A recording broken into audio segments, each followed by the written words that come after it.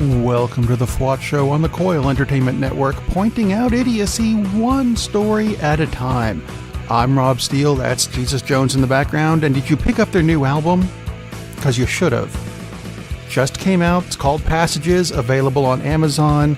If for some reason you can't find it, there's a link on the FWOT Show website, thefwotshow.com. It'll take you right to it. Pick it up, it's really good. You'll enjoy it. And I'm going to start this show with a question. Did you have a good weekend? I'm asking because mine, frankly, was kind of crap. One of my wife's friends and coworkers passed recently. Car accident.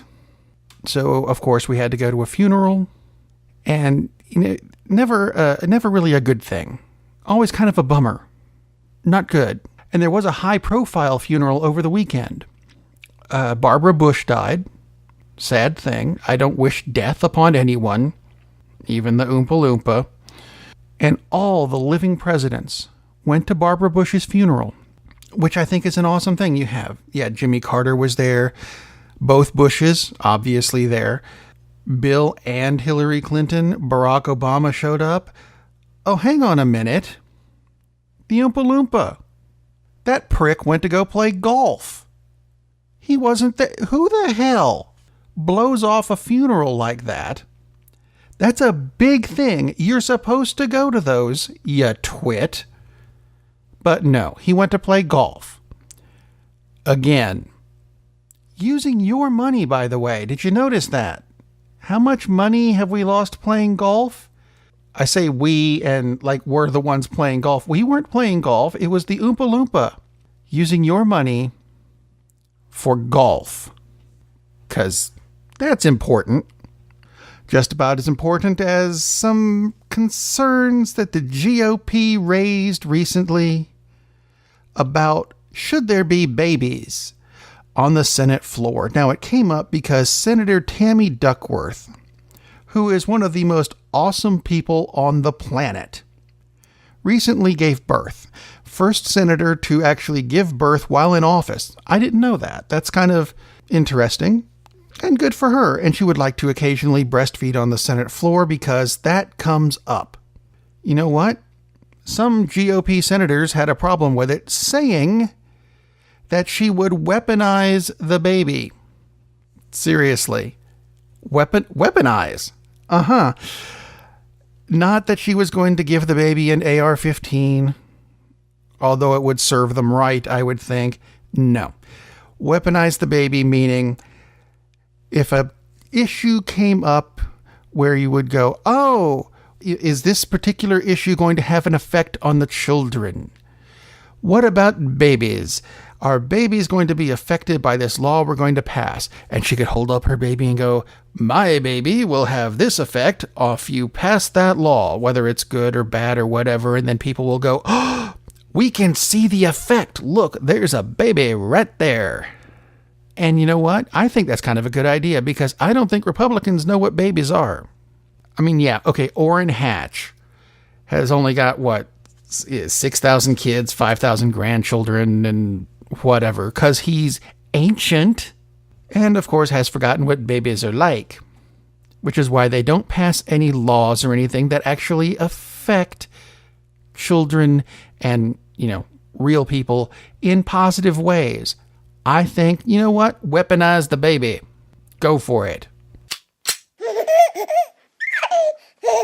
But if we move across the hall to the House of Representatives, there was news this week about a guy from Ohio. His name was Wes Goodman.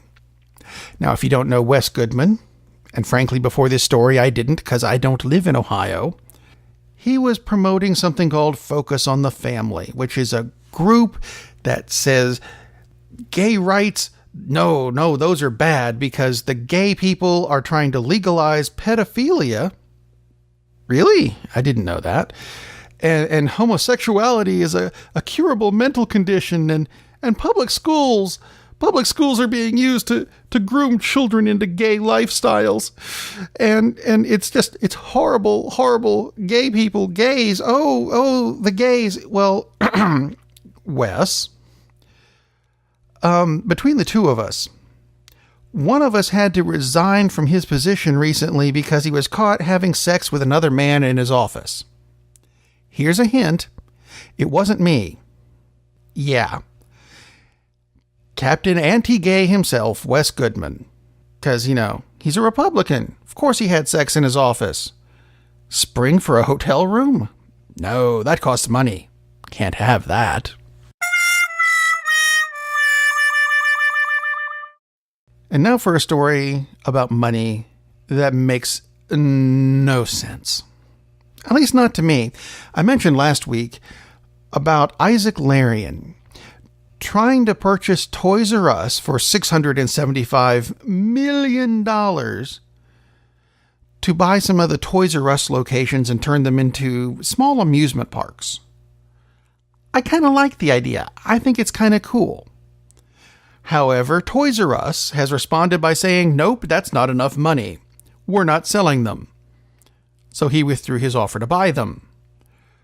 Which I don't understand because no one else is offering to buy Toys R Us.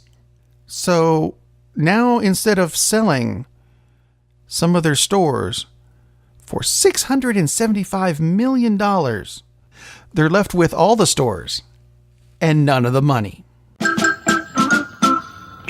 Here's a story from, frankly, it's down the street from me and I missed it entirely.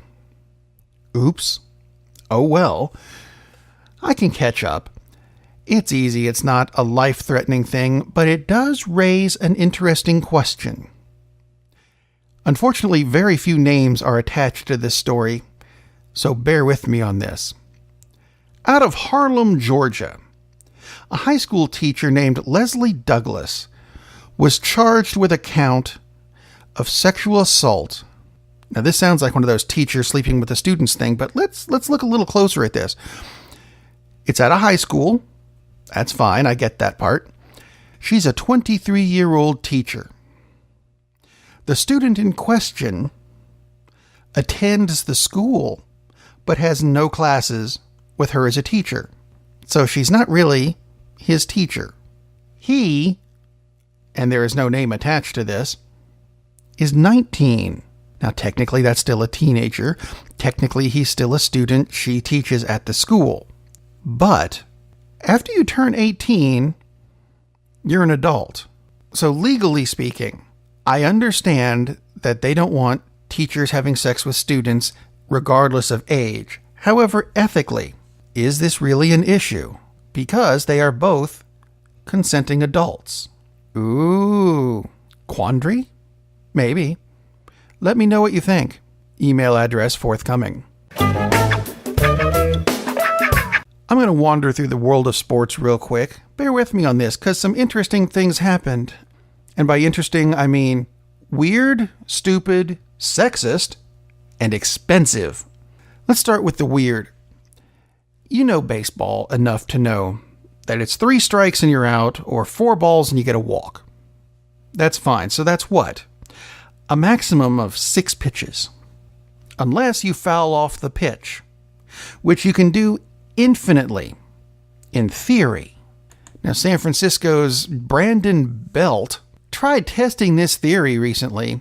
In a game this past Sunday against the Los Angeles Angels, he set a record for having a 21-pitch at-bat. 3 balls, 2 strikes, 16 fouls, and eventually a fly out to right field. I mean, not the way he probably wanted to end the record, but it's still a record, and I think it's interesting. As opposed to what happened recently in the WWE, which I'm considering a sport. I know it's scripted, just get over that part. Here's the stupid bit. There's a wrestler by the name of Randy Orton. He's a very popular wrestler. He's actually a very talented wrestler. He's also covered in tattoos. You wouldn't think that would be a big deal because a lot of people are covered in tattoos these days. However, an Illinois tattoo artist named Catherine Alexander has filed a suit against the WWE and 2K Games, the ones who make the wrestling video games, for copyright infringement because she has copywritten Randy Orton's tattoos. That's right. Copywritten tattoo. I didn't know there was such a thing. That's why I told you this was going to be the stupid story. Now for the sexist one. It also comes from the WWE, who is having a big deal this Friday in Saudi Arabia. Okay. The problem comes in with tickets. Now, right now, the only tickets available for this event, which is apparently the greatest Royal Rumble ever, yeah, whatever, the only tickets available are the family plan. And this has upset a lot of male wrestling fans who are single. What? Single males who like wrestling? No, there can't be such a thing. Yeah, there are. Because you can't buy the family plan and just bring your friends. Because the WWE and the arena where they're having this particular event say that a family plan must include a woman. So I guess gay couples can't bring their... Wait, this is Saudi Arabia. Yeah. Does this not sound a little bit weird? And sexist? Somehow? It's not like the tickets are expensive. They're starting at $2.70 a ticket. Because they want to sell things out and make it sound impressive. When it's not. You want something that sounds impressive? And expensive?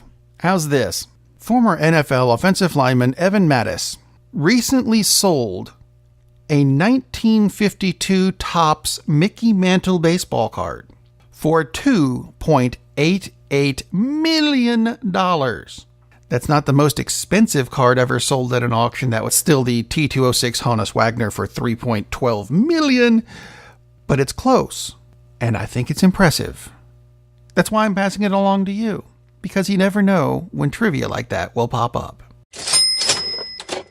Have you ever heard of the Bethel School of Supernatural Ministry in Redding, California? I hadn't either, but they're making news in kind of a bizarre way. They claim to be the Christian Hogwarts. That's right, Harry Potter, with more Christianity. Because there's a group of Christians who think that Harry Potter is just evil and the devil and all that stuff, and completely glossed over the, Harry, we're going home for Christmas. Are you going home for Christmas? Yeah, Christmas was a big thing in Harry Potter. Hello.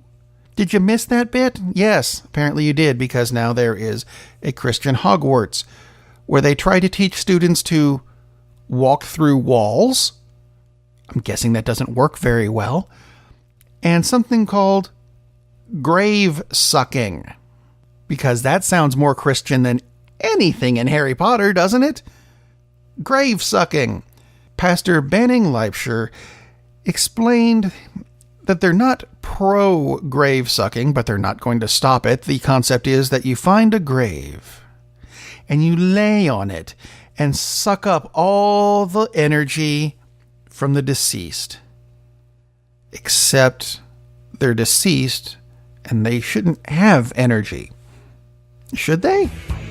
I don't know. You tell me. Contact me through the website, thefwotshow.com, or email me, rob@thefwotshow.com. Either way, I'm good with it. I answer everything that's sent to me. I really do. Except spam. Don't send me spam. Especially not with pineapple. Ugh. Anyway, while you're at the website, click the buttons for the FWOT shop. Pick up a t-shirt or a hat or a coffee mug. It all goes to support everything on the Coil Entertainment Network. Don't forget to click that button to get the Jesus Jones album. It's really good. Seriously. Give it a listen. And if you have any comments or questions, yes, there's still the buttons for Facebook and Twitter. Contact me. I await your ideas. In the meantime, I'm going to leave you with something that is controversial and stupid. Because such a thing exists. The U.S. Air Force this week punished a number of members of the Tennessee Air National Guard. It comes mostly from a video where a master sergeant is re-enlisting with the Air Force, because you have to do that sometimes. Part of the re-enlistment process is a swearing-in ceremony.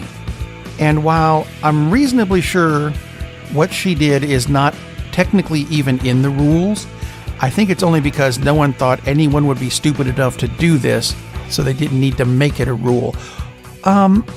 There's a video of her being sworn in by a colonel, full bird colonel. That'll make sense in a minute.